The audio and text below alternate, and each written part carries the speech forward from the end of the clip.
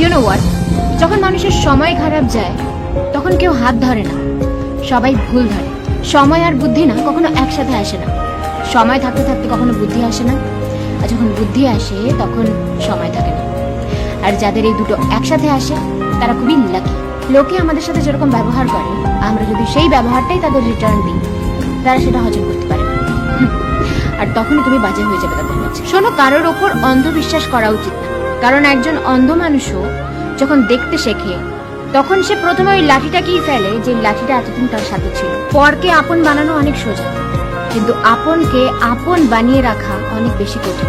ধার সবসময় বুঝে শুনে দেওয়া উচিত, কারণ যে ধার চায় সে মাত্র একবারই চায়, কিন্তু যে ধার দেয় তাকে বারবার চাইতে হয়। যতক্ষণ চুপ থাকবে লোকে বোকা ভাববে, যেই মুখ খুলবে লোকে সহ্য হবে না।